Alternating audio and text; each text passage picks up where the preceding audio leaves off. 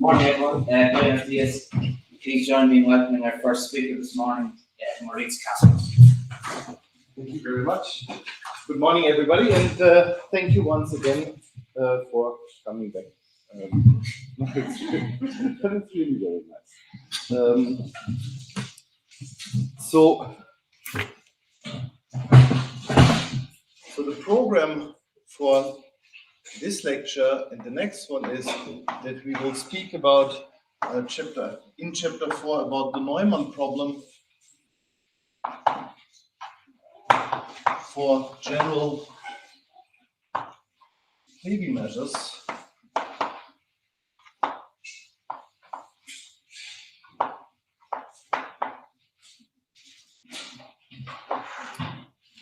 And then I promised in chapter 5 to speak about non-local to local convergence, and in chapter 6 to show you some recent results about Harnack and Hölder inequality. So I guess I will have to somehow make a blend out of these two chapters now in order to have time for chapter 6. Another option would be to skip chapter 6, but somehow I think it's going to be entertaining chapter 6, because there will be no technical details, and it will just be a little bit a story that began in the 50s and is still ongoing, and I have spent a lot of time on this journey, and I guess you might enjoy my viewpoint. So I hope you're going to enjoy this. So let's try to achieve this by now addressing 4 and 5, and then after Ray's talk to speak about chapter 6. Now, what is the setup here? So let's I can make a definition how to then to do this. So I think 16 is the next. Yes. Okay. So definition 16. Asahara, you're good with the numbers, right? It's right. Okay. Okay. Good. So assume K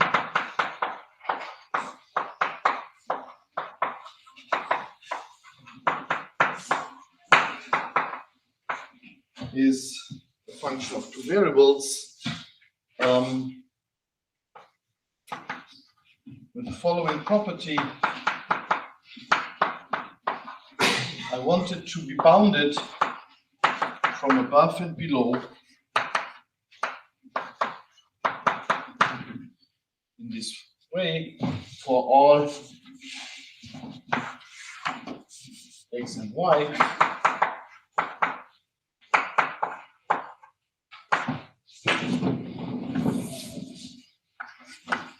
For some number lambda and some symmetric Levy measure mu. Furthermore, we assume that K itself is symmetric.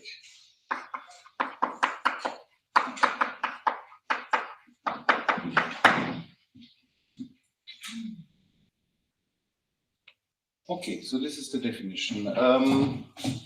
Let's recall ourselves what was the Levy measure.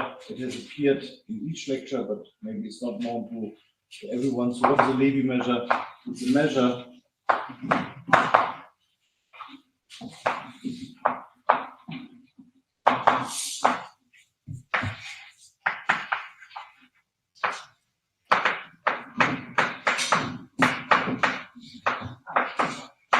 this integral is finite. So here you see a density for, from now on, I will always assume that nu has a density. That means I think it's good if you write it. And symmetry then means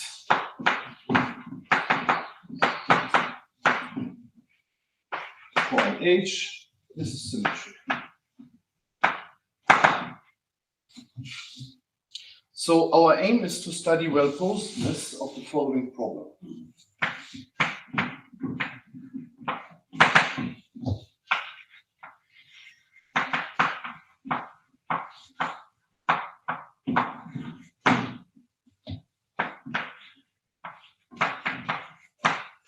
solve this equation minus LUF in a given domain.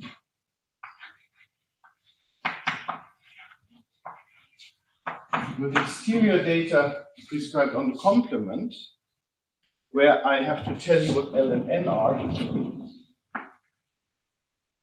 where L U of X is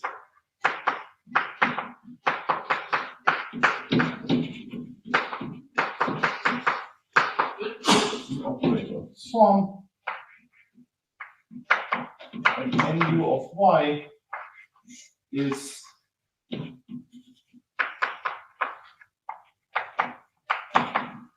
operator of this form. Sorry.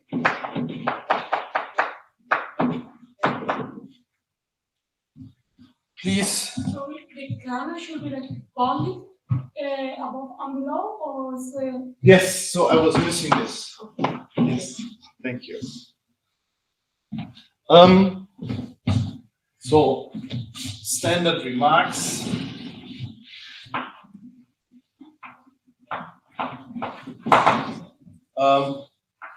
LU is a kind of non-local operator in divergence form.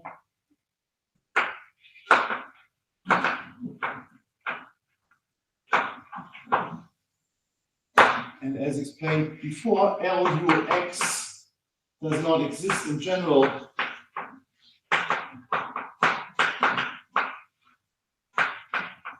Even for U smooth.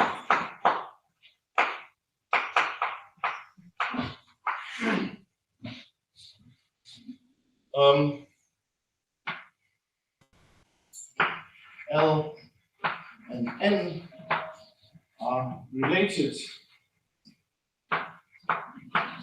by some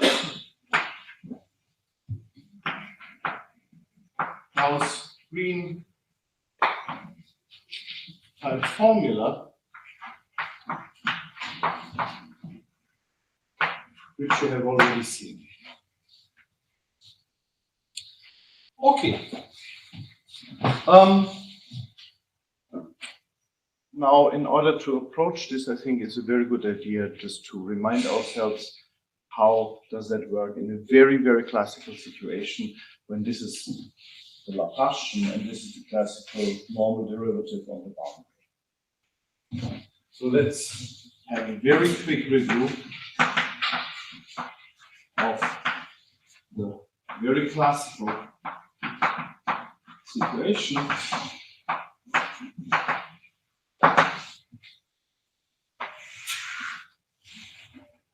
So, a weak solution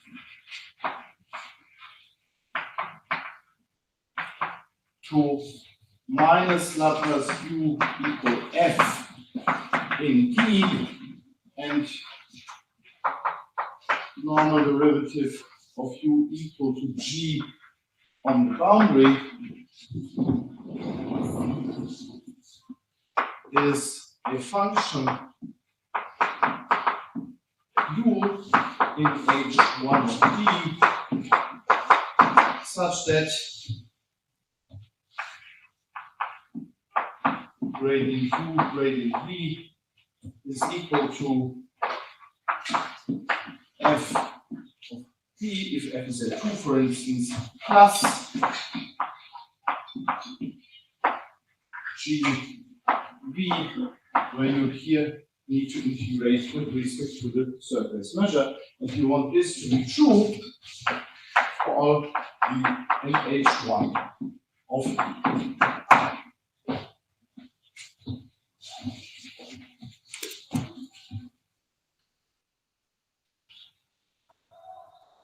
So this is the classical situation, and you might want to check that if you do have a weak solution and you know from somewhere that it is smooth, then you can show it is a classical solution of this problem. How do you do this? You you start with this line. You use as a test function v a function which has compact support, smooth. That means this term is gone. Then you use integration by parts, and you show that Laplace u is equal to f. Then you restart and use the function v in h1 that might have boundary values. You use the equation minus Laplace u equal to f and take out free formula, and then show that the normal derivative of u is equal to g, when this interval turns out to be 0 for us. Then you have shown that the weak solution, which has certain regularity properties, satisfies this. So that's the very classic distribution. Now, the well-posedness, as it's formulated here, works in this Hilbert space, and it's not important at all whether this is the Laplacian or more general operator in divergence form. Yes, please. Excuse me, what is omega in integration? Aha. When you see, oh, okay, that's a very good question, because it's totally unclear what it is. It is, of course, d. So,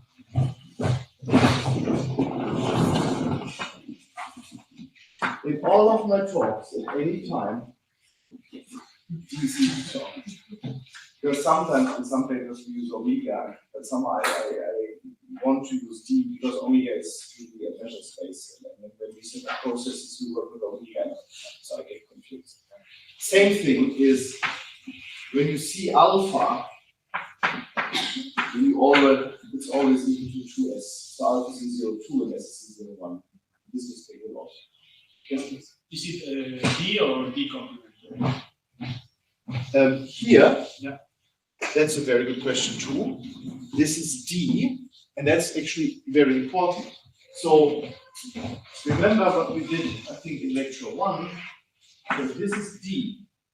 And you have your equation here, and the boundary of the exterior data are prescribed here. So you sit in this point y, and now you compute ny at this nu at this point, and you do this computation by integrating this difference with x running through d. So you maybe remember a picture from yesterday. So you have, so to say, all these connections where x is used in d. And how to remember this, and also with the sign, whether it's uy minus ux or ux minus uy, think about the discretization of the normal derivative that it would always do. That's how I so as I've just said, well-posedness for this problem, if you set it up in Hilbert space like this, then immediately what's equivalent, or the approach is analogous to when you put a general operator second order coefficient, because there's no difference. The problem is that you don't find a lot of literature, and that's why I digged up some references for you. It's really a problem when you study PDE, so you work a lot about the Dirichlet problem, and the Neumann problem is not treated adequately in the literature. So let me give you 3 references. If you're interested in local classical Neumann problems with coefficients or maybe non-symmetric coefficients and so on, then it's not so easy to find results. So references for second order PDE, second order Neumann problems.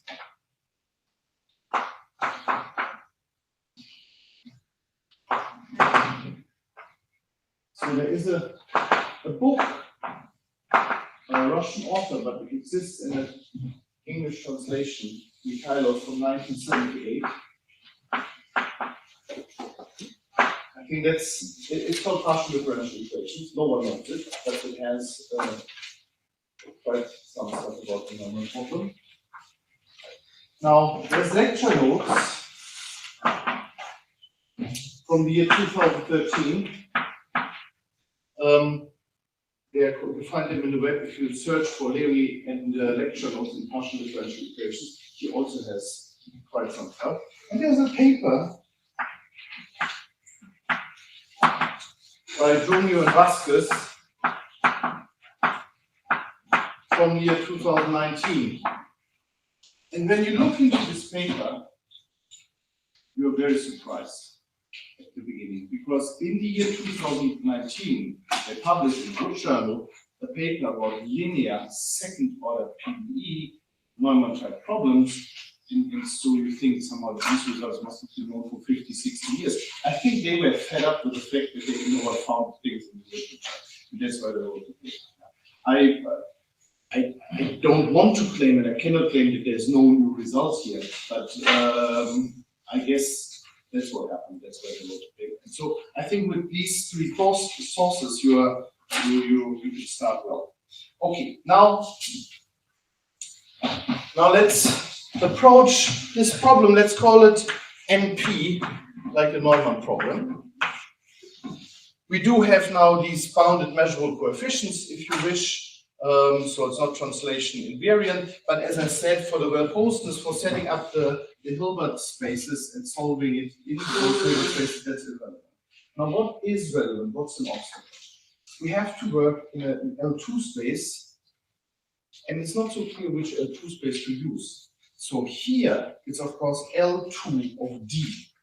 All these spaces are subspaces of L2 of D. But here, this is a non-local problem. So we need to work with functions in RD, but we don't have an L2 space yet. And using L2 of RD actually would not work. So how to find the right L2 space? From the variational approach, you have already a candidate in a very specific example. So question.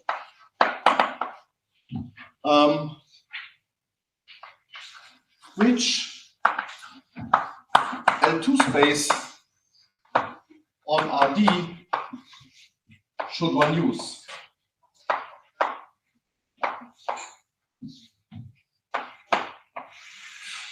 And this is a real issue. I'm not saying it's complicated, but you have to somehow deal with this issue, and it's not trivial.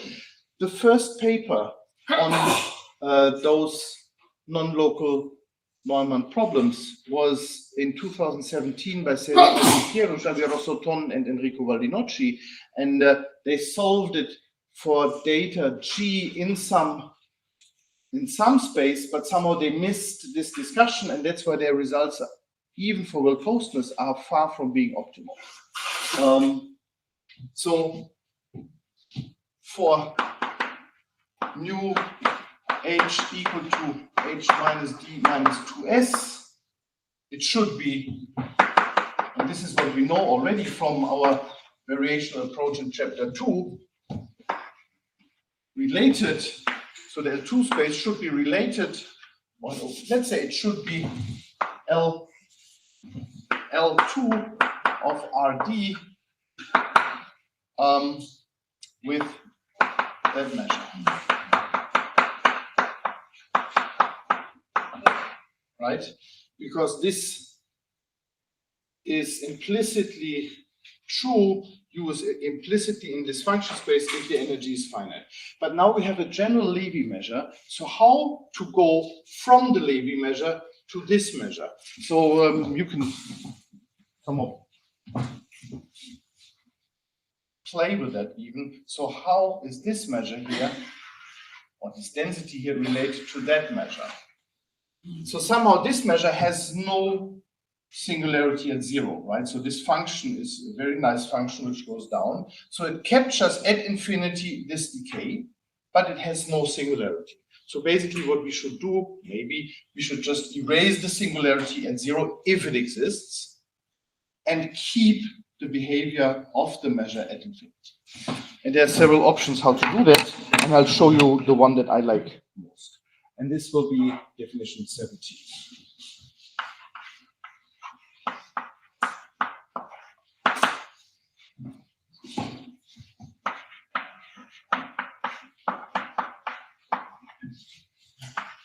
Let D be open and B be an open and bounded subset. I think about the ball actually.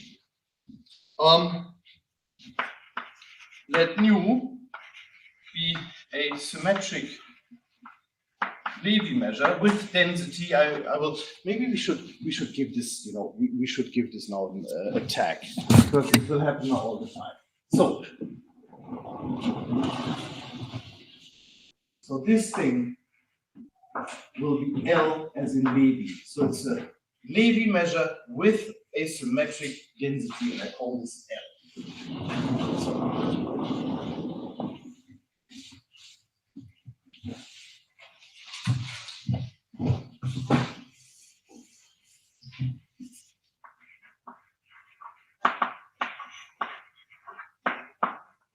Let nu satisfy L and have full support.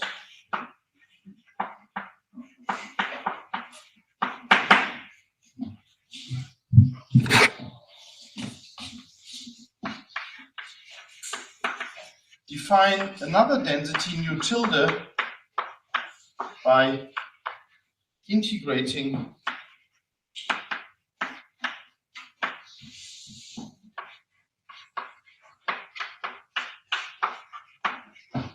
this quantity.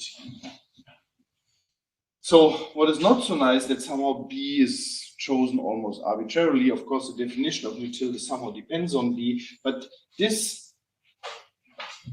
thing here rules out any singularity because you have the minimum with 1 and you capture or you keep the behavior of nu as infinite. So, and if you perform this, or if you use this nu tilde, you can show very many nice properties. So let me collect those nice properties in a little lemma.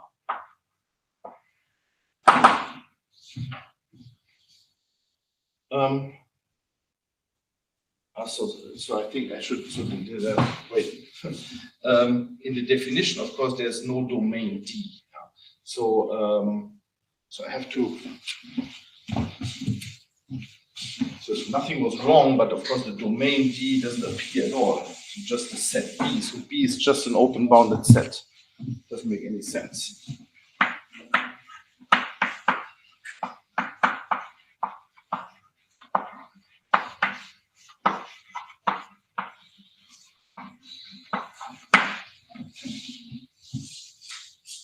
Yes. Okay. Now, let D in RD be open. And now this line comes. B be a subset of the open and bounded.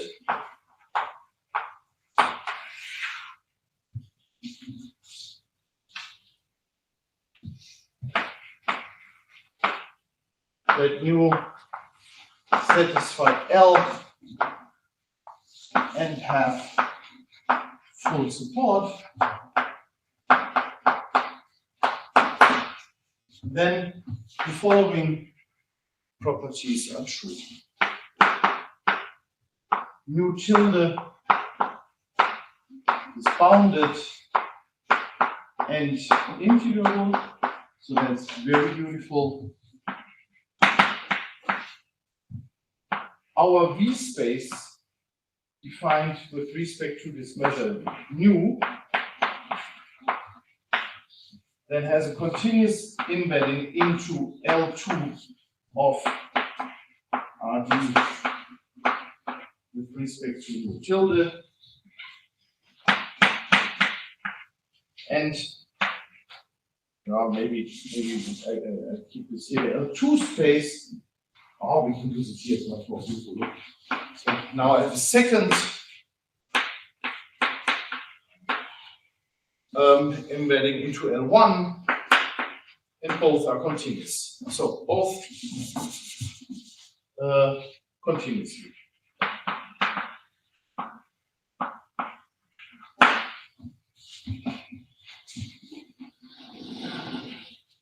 And now property 3.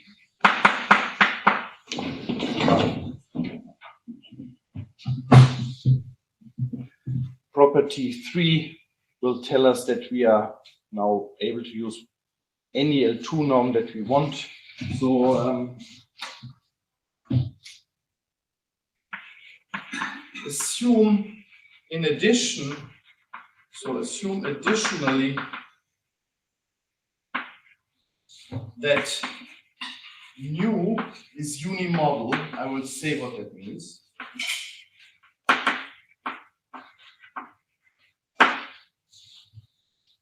So we put a little footnote here. Then the norms, or then, yeah, exactly, so let me put the norms here.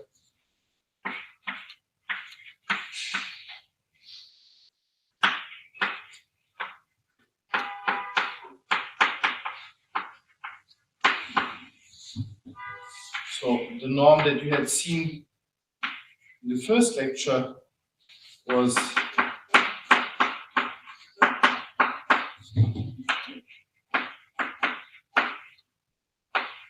this one.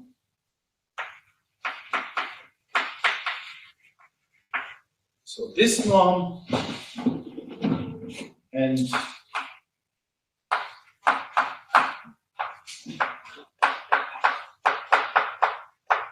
another norm that we put like a symbol here.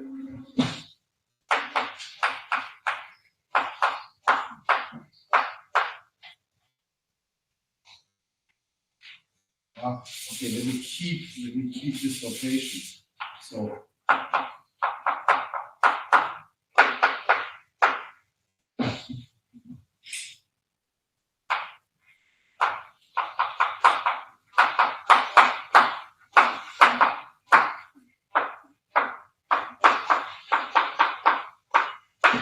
and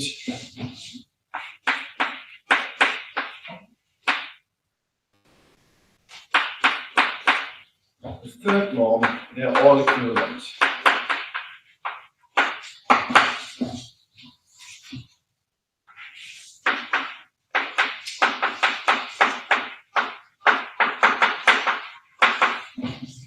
And the third one, of course, after you have seen this property, is almost oh, I'm sorry.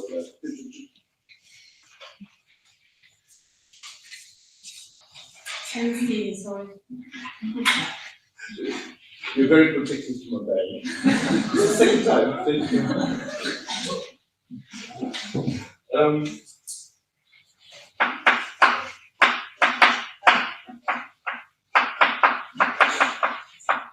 Yeah. Okay. So as I said, that's a technical lemma, and we don't have to look into this. Little exercise, but that's super simple. Check that nu tilde. So if nu is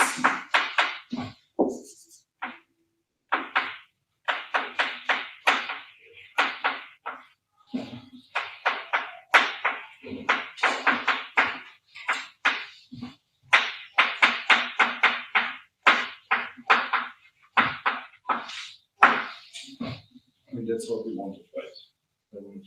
Okay, I promised to explain what unimodal means. I would like to use this blackboard if that's okay for you.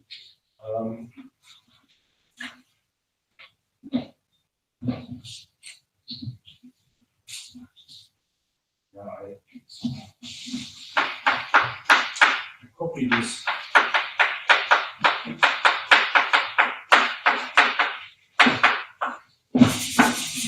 Raise this and I steal a little bit. So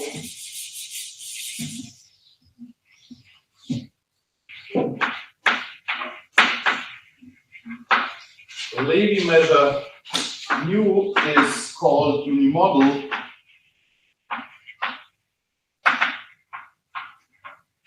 If it is radial,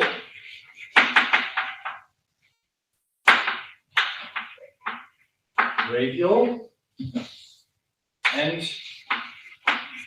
for some constant c greater equal 1, you have that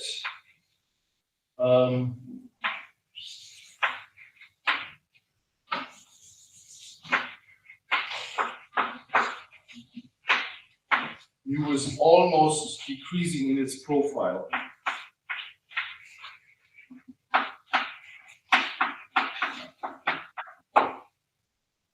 Yeah.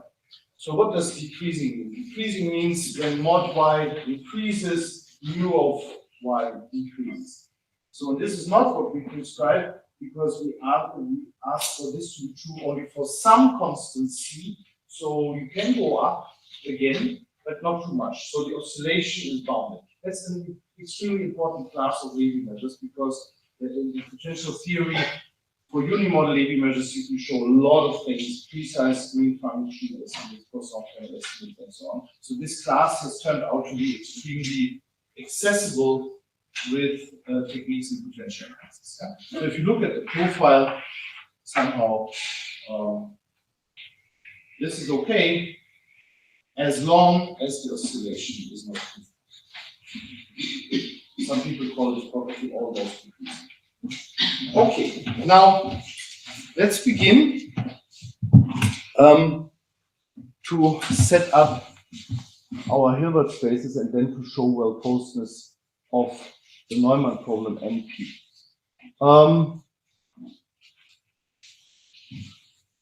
Before doing this, since we now have this L2 space, I think I shall quickly explain why in some area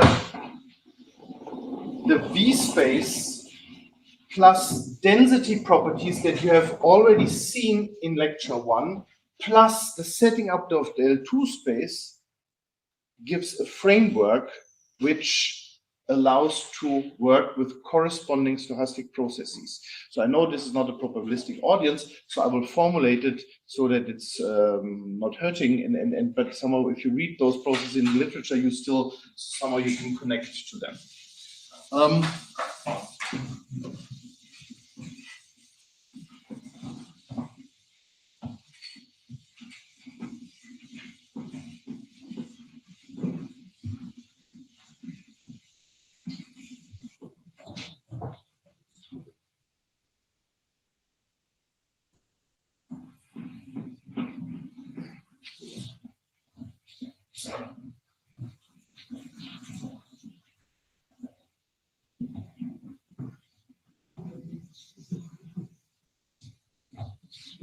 I will leave this disclaimer here. D equal to omega and alpha equal to S. So somehow for many years people agreed that one uses alpha or S and alpha is also equal to S. And then some people use sigma. Some use it as a replacement for alpha, some as a replacement for S, and then You're forgetting gamma. say it again? You're forgetting gamma. Oh, you don't tell me you're using gamma. Really? I was listening. Really? Ah, okay. Then I. Okay.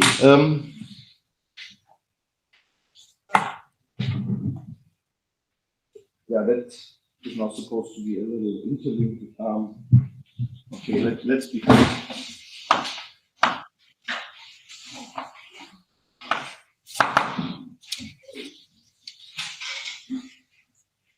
So you remember we have our energy form. The energy, yes, please. Sorry, in Lemma 19, Yes. do you use B in any of the equivalencies? Any of the The domain D appears in property 2, if you want. Or did you ask not about the domain D? No, I B. mean B. B, ah. We found it over the Yes. As I said, that's a bit unfortunate. The definition of nu tilde depends on B, but it's completely irrelevant. So everything is true for any B, and I don't care about uniformity of B running around. So that's a drawback of that definition. Yeah. But I have 3 definitions, and they all have drawbacks. I tell you another one. If you want nu star of X, if you like that more, it's nu of some constant R greater equal 1 times 1 plus mod X or something. Yeah? So that kills also the singularity, and you can choose the number R as you want, and everything will depend on R. It's irrelevant. Yeah. So just take the unit ball and don't touch it.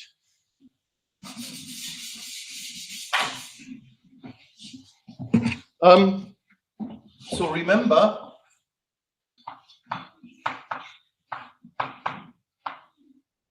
for a given Levy measure, the energy form was given in this way. D complement, complement, complement.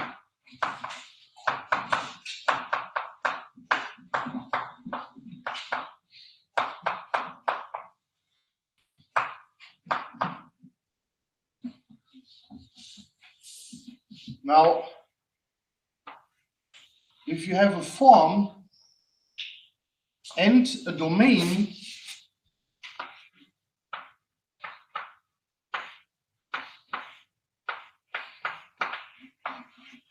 and some density results, then you can check whether this is a regular Dirichlet form.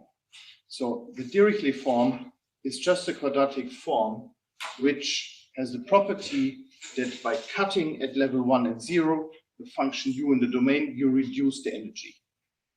That's the main property.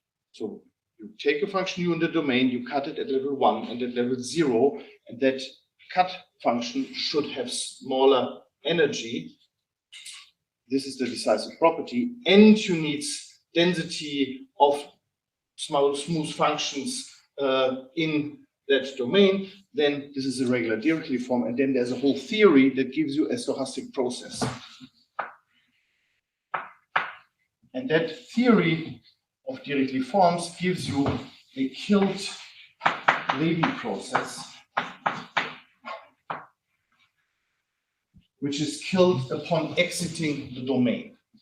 So whenever you see the word killed process, you can think about just an energy form and this domain, and then you will have the right thing. And this arrow is explained beautifully in the book by Fukushima, Oshima, Takeda, and it's called Dirichlet forms. I'll write it in a moment. Now, if you take double integrals only over D, we did that, and you take smooth function with compact support in D, and the closure with respect to the H nu norm, then this is the so-called censored process.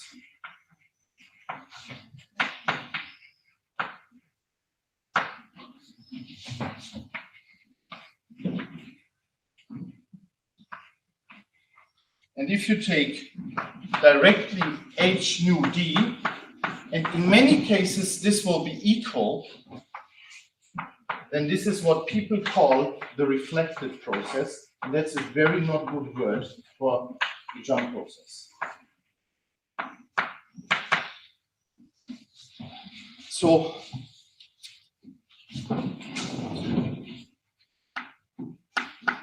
and the masterminds in this field were Fukushima, Oshima, and Takeda. They wrote the Bible about Dirichlet forms.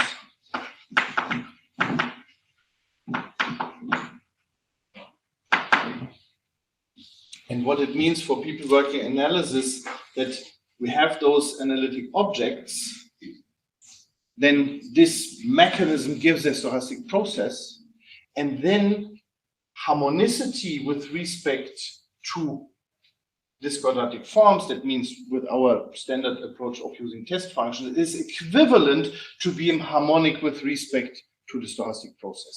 So you could exit the domain, average, like a Poisson integral averages about, so to say, the exit measure, and then it's all the same. So basically, this theory gives you a microscopic probabilistic counterpart of this more or less function analysis viewpoint on quadratic forms.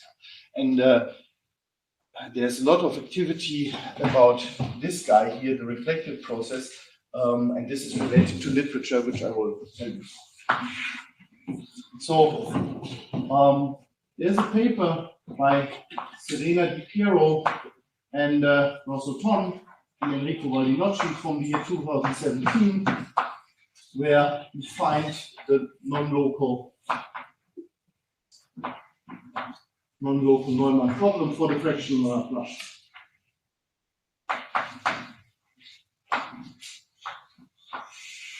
So So this is the first time where I think this has been studied.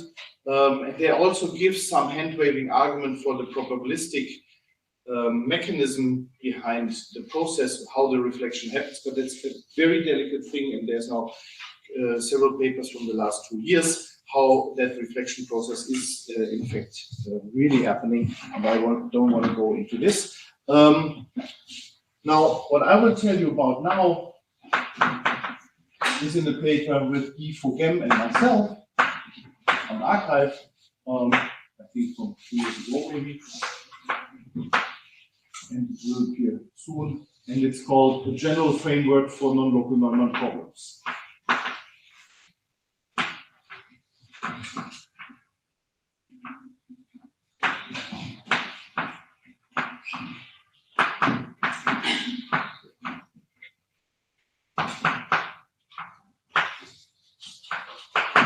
If you are interested in the fractional Laplacian, and if you want to know the non-local to local behavior S going to 1, how the non-local world connects to the local world, then I think a good paper is the one by Ruben and Tom Hesse.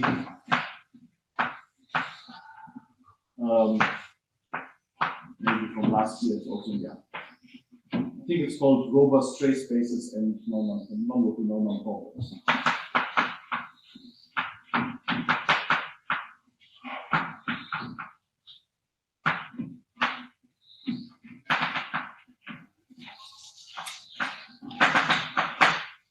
And this is for, particularly for these objects. And this one. Okay, now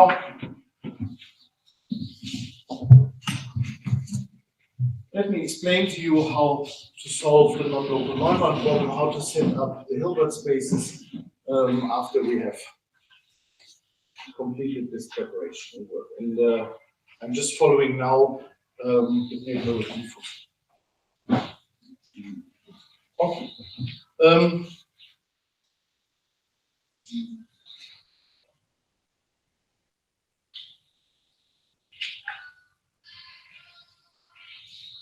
I wanted, of course, to after this interlude, I wanted to connect to my L2 spaces, and please allow me to do this. I should have done this before going to the references.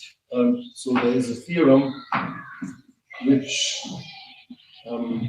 is important for us, and it should be theorem 19. And it says the following: assume mu is satisfies L and is unimodal,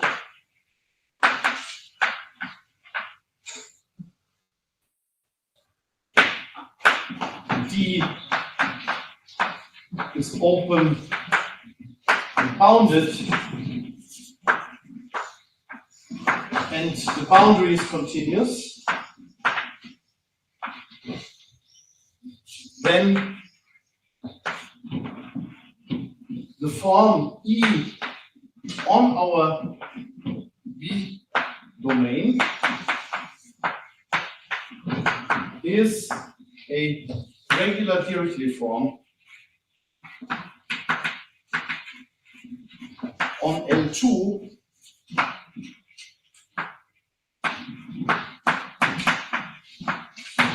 with respect to nu tilde.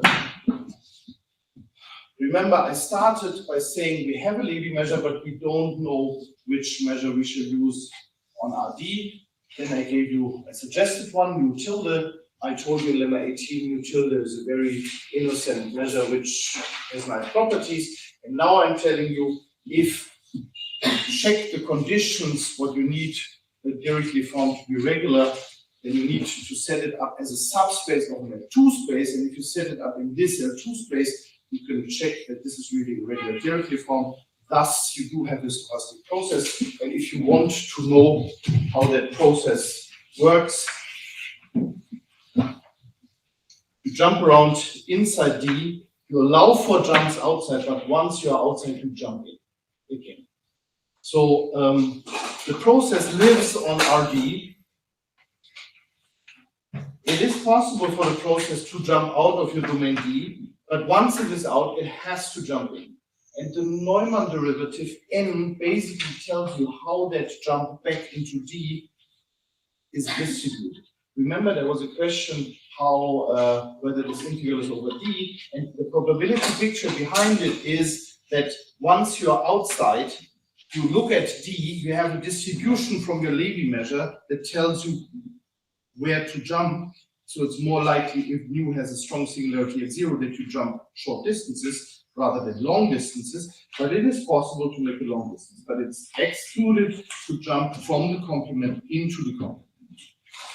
So this is a guy that is a good candidate for introducing the reflective process. And if you now want to know the full story, if you take that process and then erase all the jumps to the complement and back from the complement, then you get what I would call the reflective process.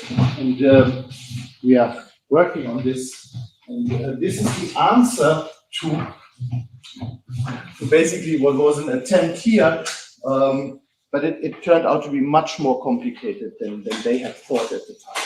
So if you look into the paper by Serena, Enrico, and Javi, you see some sort of explanation for what the corresponding process is doing.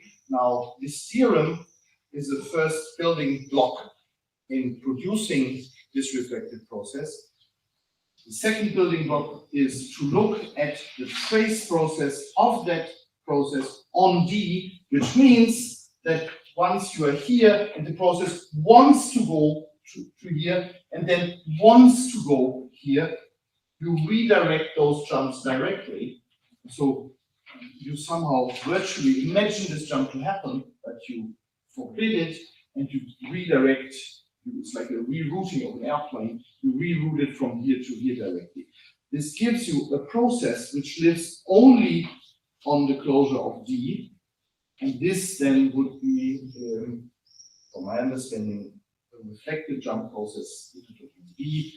And if you're interested in this, then please let's talk about that. So I'm sorry for this long interlude, but yeah, I got very excited for some time about it. So the problem now that I suggest to solve is the word process of the non-local normal problem. So let's do it.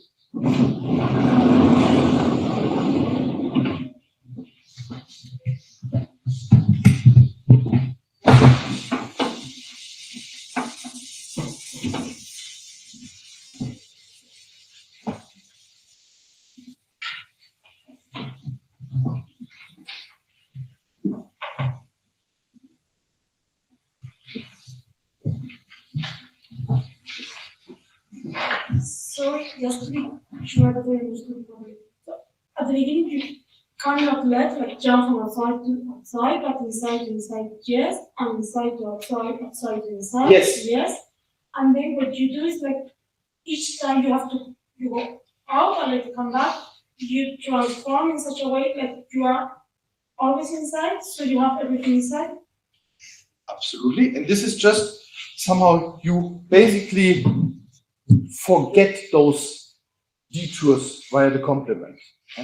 But you know how the half Laplacian comes from the Laplacian. I mean, the Dirichlet to Neumann map is probabilistically just a trace. So take R2. I guess that is something you all know. Take the Brownian motion in R2. So let's say we started on the line. The Brownian motion does something, whatever it wants to do, right? Now, forget about anything which is outside the line. So we started here. The next time we were on the line was, I think, here. Then it was here. Then it was here. Then it was here. And in this way, I construct a jump process on the line. That jump process on the line has a semigroup, which has a generator, which is the half Laplacian, right? So that is the very classical picture. Now, if you want the fractional Laplacian here, you do exactly the same, but you run a Brownian motion in this direction and you run a Bessel process in that direction. And then you look at the trace, then you get the fractional Laplacian. Now, there we also work with the trace process by ignoring what happened with the complement. Yeah, but it is important to first have the complement, because if you then compute the effective quadratic form of that trace process, you see there is additional interaction close to the boundary. And this is very funny that Xavier Rossotin has observed these logarithmic terms also when in his recent works. There's one paper about regularity of Neumann problems up to the boundary by Xavier Rossotin and 2 Italian co-authors. And they also compute extra-logarithmic terms which appear close to the boundary. But in short, you asked the question and the answer would have been yes. One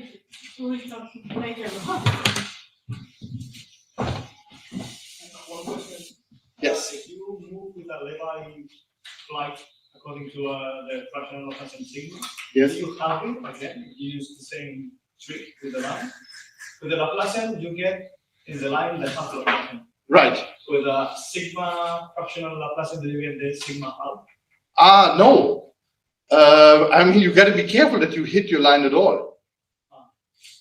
Right? I mean, a jump process in R2, if you're unlucky, you don't hit that line at all. Your trace process is basically nothing. Yeah. So the fractional Laplacian on the line is obtained as a trace process of a two-dimensional process which has Brownian motion in this direction and a Bessel process in that direction. This is what Molchanov and Ostrovsky found, but they somehow didn't do anything with the analysis object. So the Caffarelli-Sylvester extension put it into context of PDE and opened up a huge field. But this probabilistic picture that I've just explained to you was known in the late 60s, but found by 2 guys called Molchanov and Ostrovsky. But somehow nothing followed from it. But that picture that would lead to the fractional Laplacian was there already probabilistically.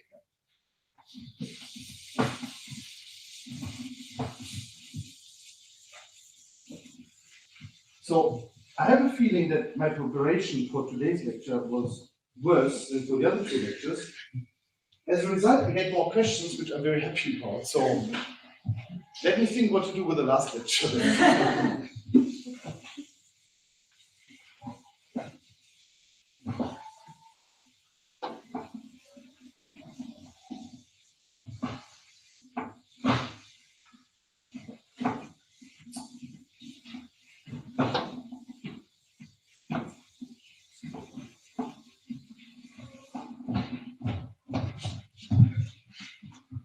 Okay, so I hope the numbering is correct now with definition 20. So in order to solve the non-local Neumann problem in this function analysis concept, let's do it in a general way. So we don't use the fancy trace spaces from yesterday, but we use a not so helpful but still good enough approach by saying the trace space is the space of all functions which appear as restrictions of functions in the energy space.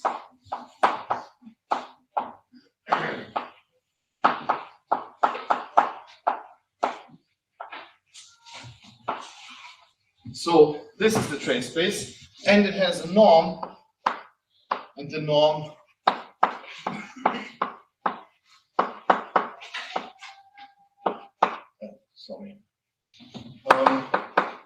is just the infimum over all norms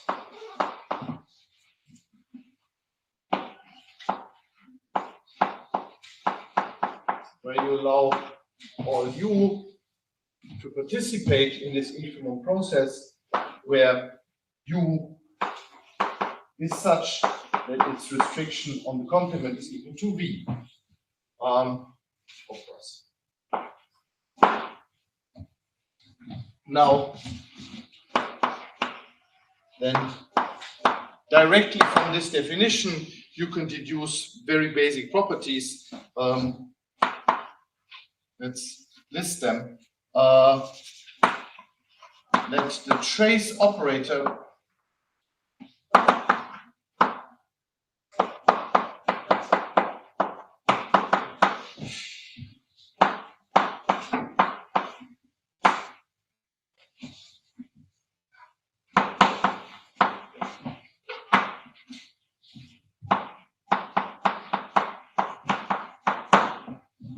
be defined in this way, and then the following things are true.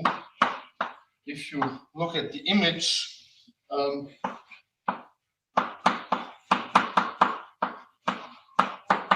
then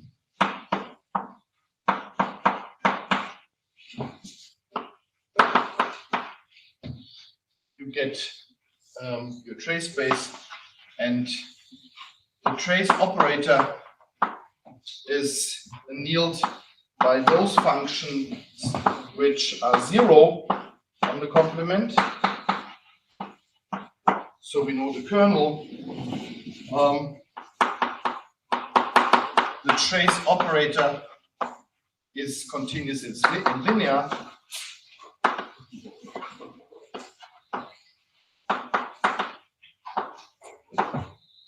And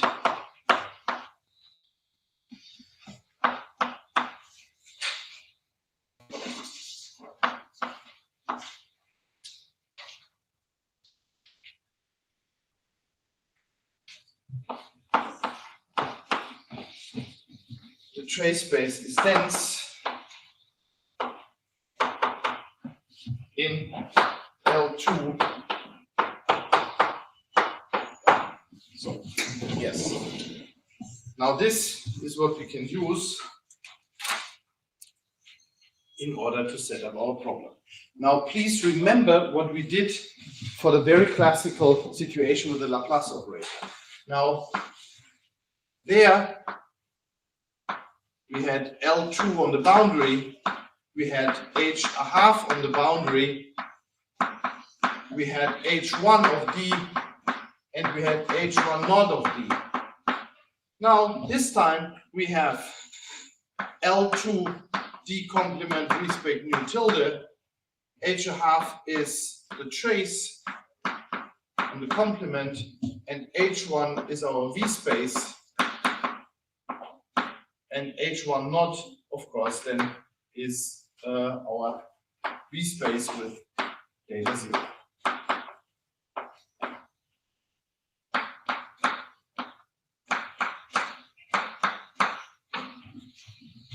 Okay, now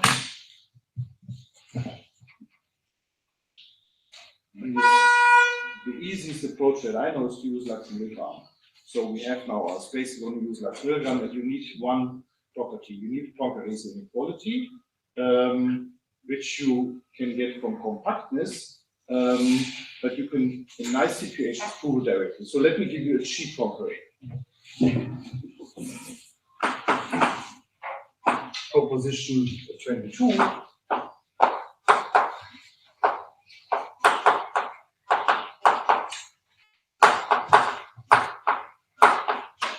The cheap Poincare goes as follows. Let's assume B is open bounded. Assume mu is unimodal.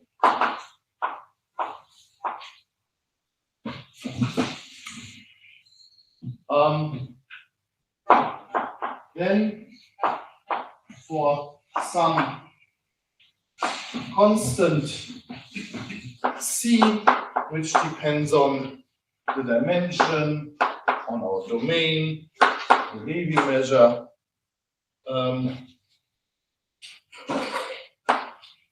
and all U,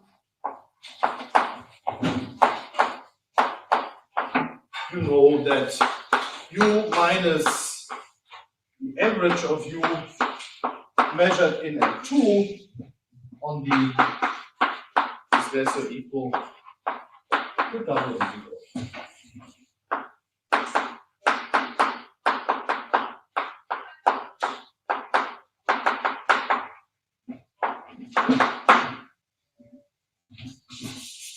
Let me give you the full proof.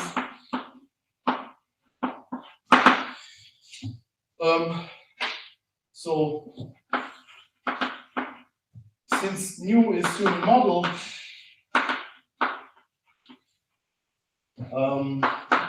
there is a lower bound because nu has full support.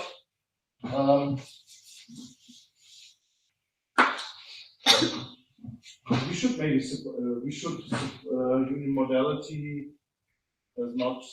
We should with full support. We should assume this. It was in my notes here, and I thought I believe it was not true. So it's unimodal with full support. So there's C positive with nu.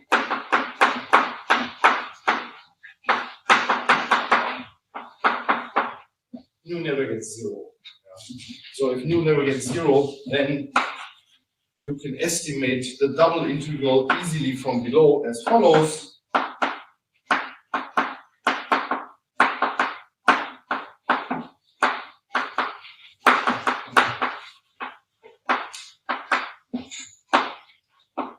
So we take the lower bound of nu. We just go really, like we take all those pairs yx and we just say, okay, nu y minus x will never be less than C naught. Then I divide one integral by the measure of d. So in order to compensate, I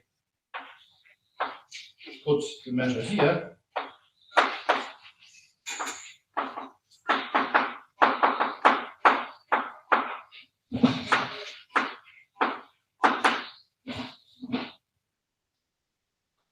And then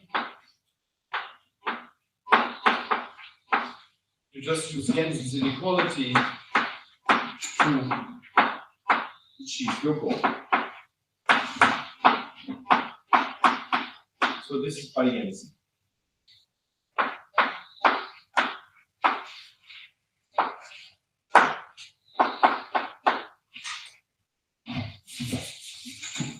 Now let me give you a not easy exercise.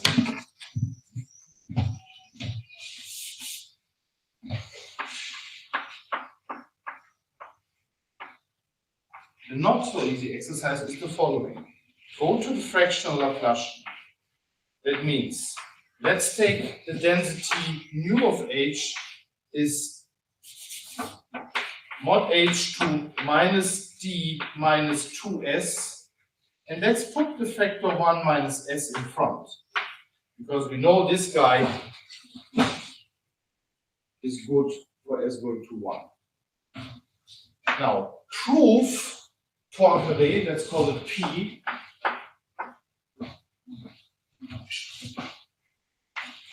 Proof Poincaré with a constant c independent of s.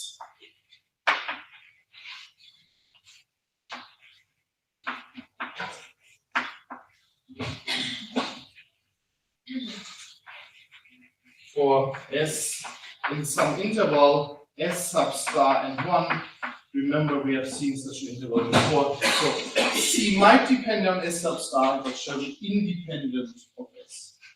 That would what we would call a robust Poincaré.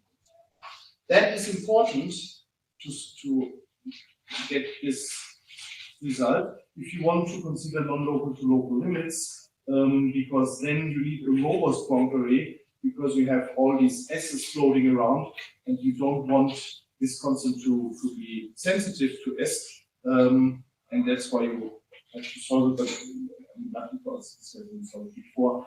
For instance, I think in the PhD thesis by Gifogen, that's the guy I mentioned before, you find the robust. I think you find out these students, so I think you do these. They're not always agree.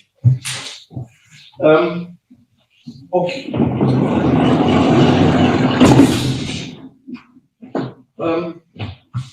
Okay. Let me tell you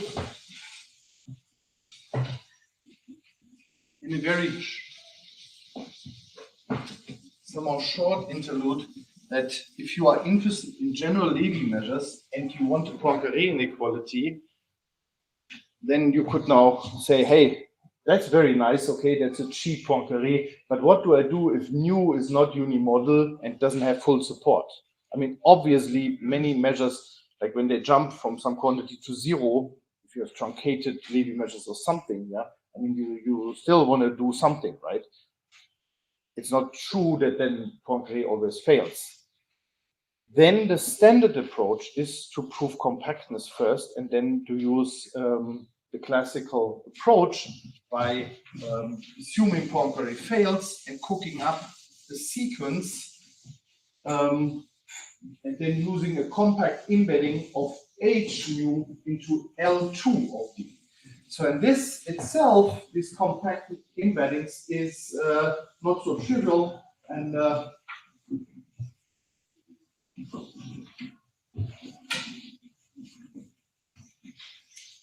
for local compactness, there's a beautiful result by Sven-Jarros and Tobias Weed. And in the paper that I'm talking today about with beef again, we have also global compactness, but the conditions on the measure nu are not beautiful, and it's not fun to present them in the lecture. So let me not make this an interlude because we would lose too much time, bless you. Let me just say, remark. If nu is not unimodal with full support, one may prove the Poincare inequality P via compactness arguments.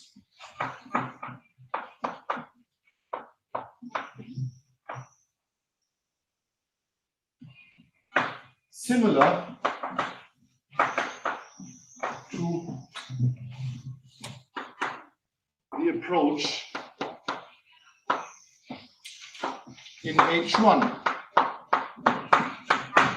And here I want to direct your attention to a paper by Sven-Jarros and Tobias Weed from, I think, the year 2019. For local compactness in a very general framework, and the paper with Guy and myself for global compactness.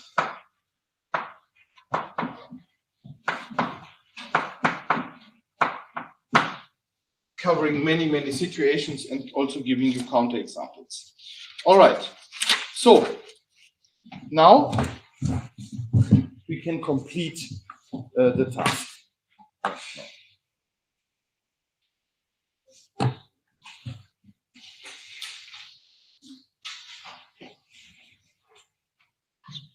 Here we go.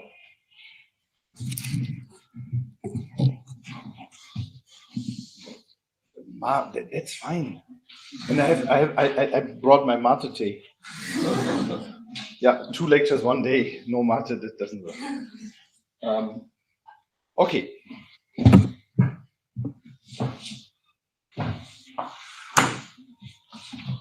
Proposition, yes. Okay, now remember our aim. Aim was solve minus LUF in D and NUG in the complement by a variational approach. Okay, so this was what we called NP normal problem. Definition of a weak solution is definition 23, I guess. So let the right hand side F be in the dual of the energy space and G be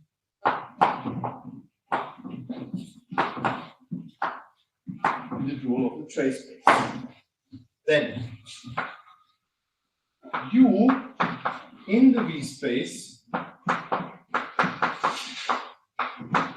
is a weak or variational, I don't care,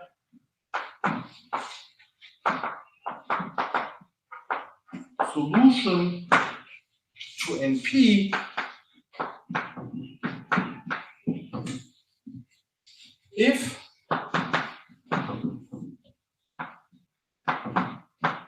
UV is equal to, that's a functional applied to V, so that's a duality pairing. And that's another duality pairing. If that is true for all V in V mu.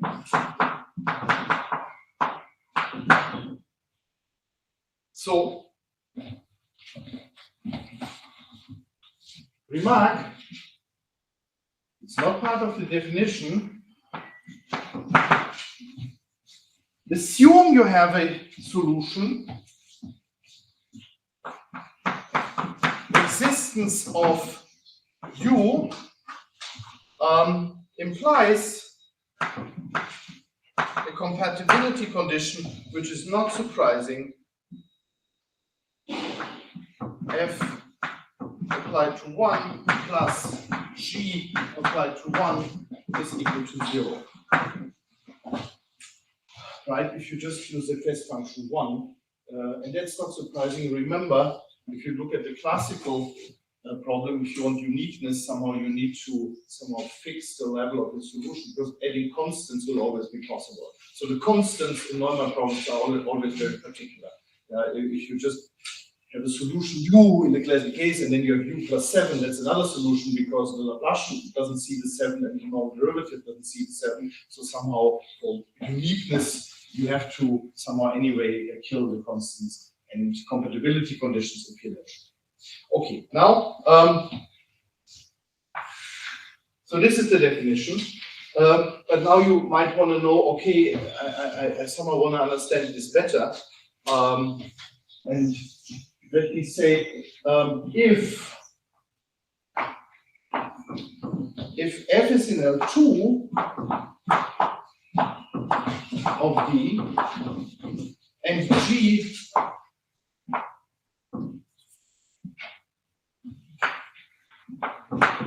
is in L2 of D complement with respect, and this is not a typo, to the inverse of mu tilde, then U in the V space is a weak solution to the Neumann problem if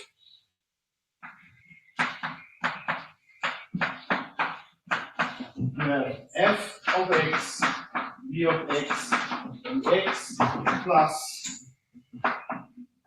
D complement G of Y, V of Y, dy for all ellipses. Okay, so now the compatibility condition is just the sum of, so I mean, this will be the integral of F plus the integral of G is then equal to 0. All right, so now the Bose result, once we have the setup, is very simple, and I will now quickly give you the main results, but the proofs are simple because we use Lax-Milgram only. And I was worried about my non-local to local. Okay, I have to make a decision at some point. Okay.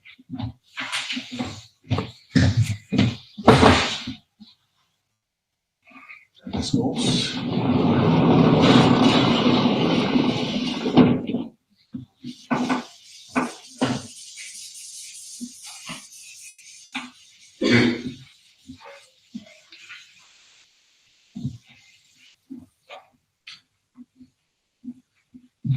So what now looks so natural caused a lot of headache to us. So the data G You see that comes from L2 on the complement with respect to nu tilde to the power -1. So nu tilde decays. Nu tilde to -1 increases. So that's a very small space, because to be in that space, you need to decay faster than nu tilde -1 increases. So, but in fact, in a certain sense, that's optimal. I can even produce an explicit G and show that the Neumann problem does not have a unique solution because of my G not coming from the space. Yeah? This is what this morning I tried whether I can show those computations here, but I think they are not illuminating too much. So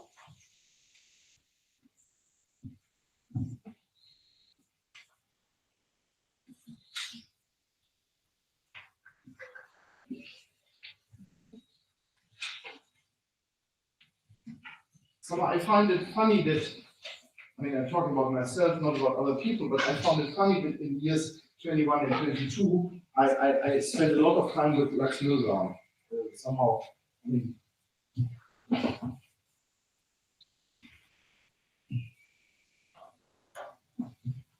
it's a linear problem, and it's much simpler than the stuff from the first two lectures.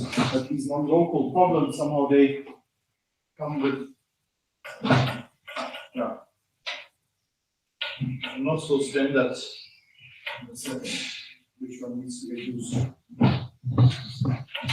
Okay, now.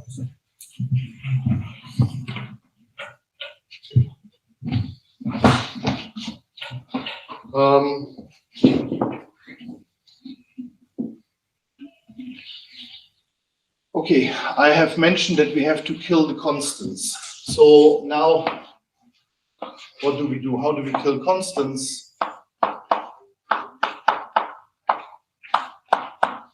We just introduce a new space.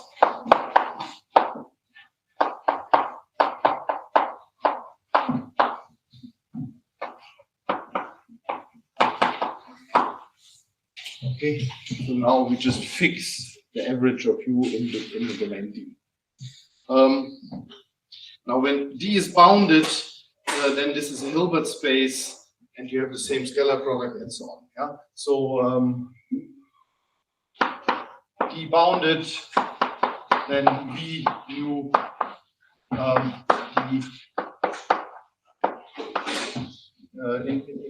How do you say in English? Inherits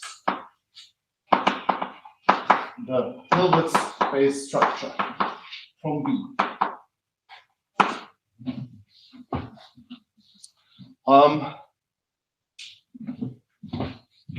Now I have a wonderful chance, because this line, I want to add some here. That's perfect. Saves me a lot of time. Now, let me call this line V. And now I'll erase this and add two other lines.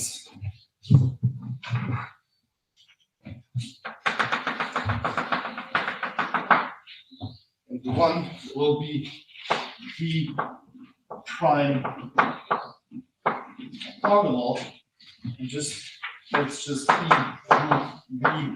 equal to F V plus G V for all V in V U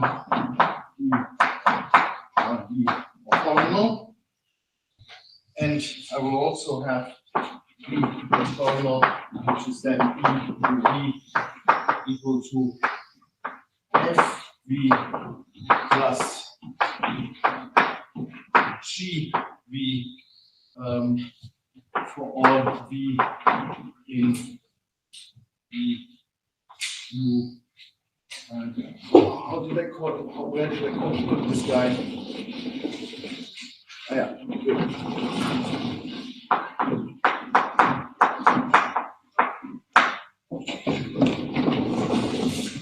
Good. Okay.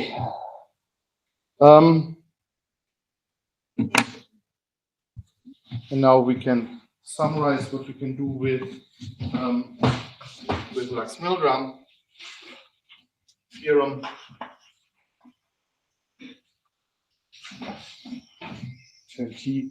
Four.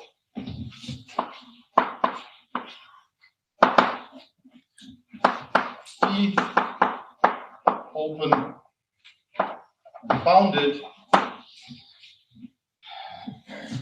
nu satisfies L, that means symmetric and Levy, and let's say it's directly unimodal with full support.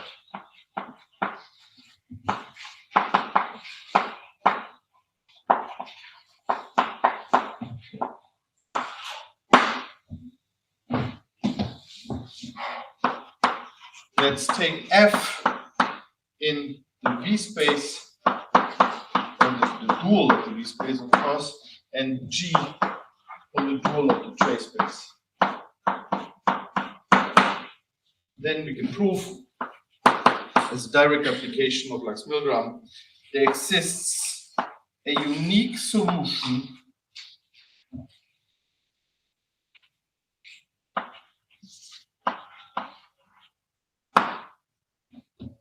U from the V space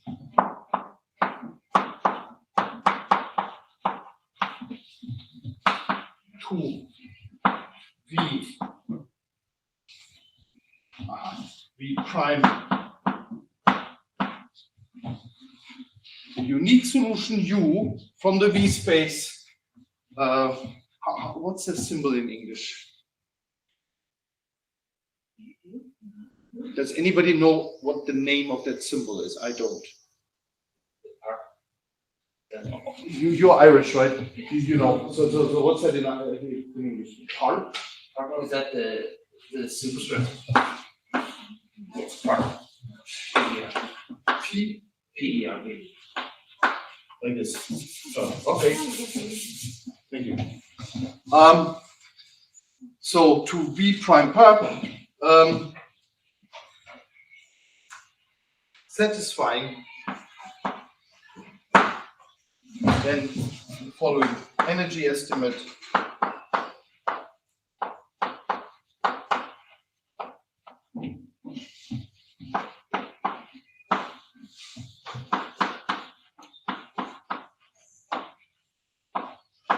I think I've heard this word before.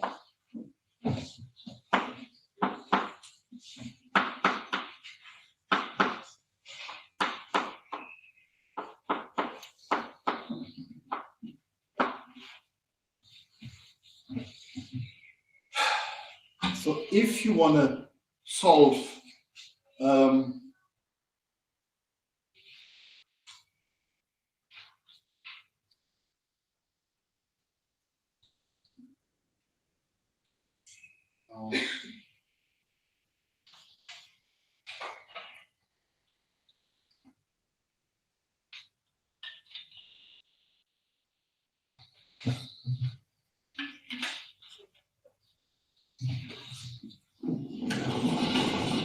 we have never used V so far, so I'm okay to make a change here because it's not an analogy to this thing, yeah? Because we use the duality pairing, so please call this V prime.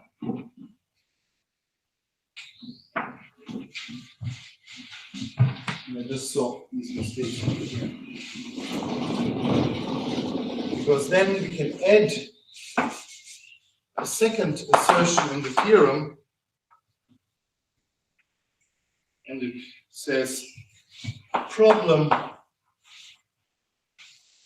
V prime is solvable if and only if F1 plus G1 adds to 0.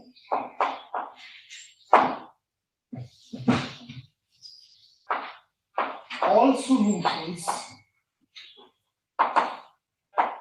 W to V prime are of the form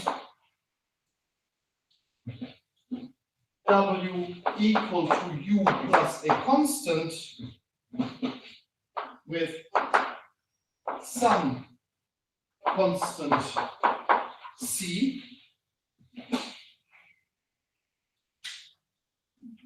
and U is this U from 1. So I shall write and U as in 1. Moreover,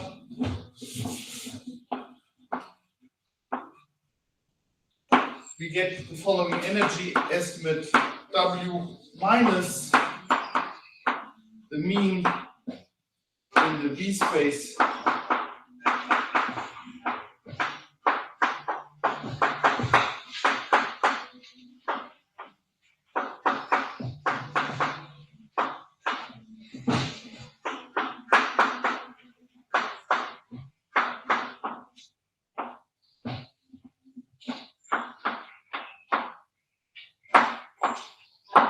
So that's the final result. Now, yes, please. That's right. Oh, Thank you very much. I understand. No. I take it away. Thank you very much. Is my bag still okay? Okay. So I'm sorry for going through these details, but some of the Neumann problem, I find it is always a little bit, since the literature is not so well or rich or so, or it's not like a textbook, so I thought it's a good idea here to do it with all these details. You have to, yeah, somehow do it correctly and make sure that, I mean, you know V prime has many solutions. So it's important to know that all the solutions from V prime are of the form U plus C, where U is a solution from V prime per. So and therefore I just write this once in the breakdown. So in the end, this is the result. The proof is basically just use all the set that we did plus last milligram. So that's then really simple once you have seen the setup. Now, my problem is that I have to make a decision because one of the chapters 5 or 6 has to go. But I want to at least tell you what the idea was in 5. The idea in 5 was to show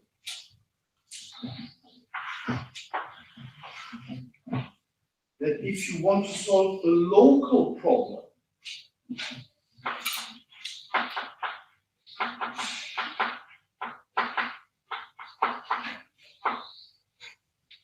with data,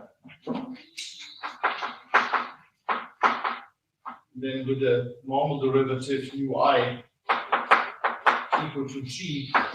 If you want to solve this problem, so that's the second order PDE together with the Neumann data on the boundary, where here it's the of course the co-normal from the operator. If you solve this problem, then what we are nowadays able to do, we are able to cook up a sequence of kernels Ks. We have K bounded between this Levy measure, but we have a sequence of kernels Ks, which allows to solve the non-local Neumann problem via theorem 24. So we get solutions US such that these solutions converge in L2 to U, where U is that solution. So that's what we call non-local to local limits. So you are given a solution to a local PDE problem with bounded measurable coefficients. That's the tricky part. That's not so simple. Yeah? For translation invariant, it's much easier. And then we are able to produce solutions US to non-local problems that converge at least in L2 to that given U. We can also go the other way around, but this, I think, was I wanted to present this. The details of this you find in the paper that I mentioned by Florian Grove and Henry. I mean, you find it also in my paper with Guy Fogem, but somehow they were able, due to the better understanding of the trace space, to have optimal conditions. And we had like premature conditions with D. So I think it's really good to look at that paper.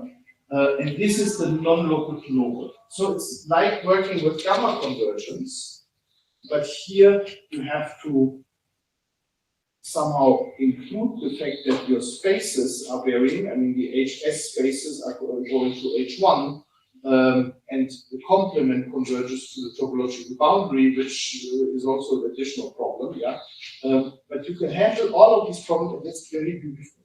It's very beautiful that the local world appears as a limit of non-local worlds when you jack up S up to 1. Yeah? So that we are very much after continuity of these problems at S equal to 1. There's of course other non-local ways how to approximate solutions, like with finite difference and so on. You can have bounded Levy measures and jack up some epsilon to 0. That's a different approximation. You could approximate by equations, non-local equations with bounded M2 operators, and can still prove such a result. That would be different. So this was meant to be the subject of chapter 5, and now I have to make a decision. I will make consult with Florian what's good and wrong, or what I shall do in the last lecture, but I don't want to take the time. Thank you very much.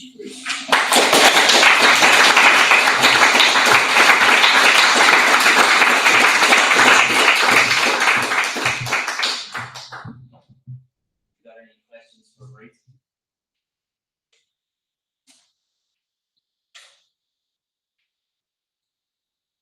No questions? Thanks very much. Thank you.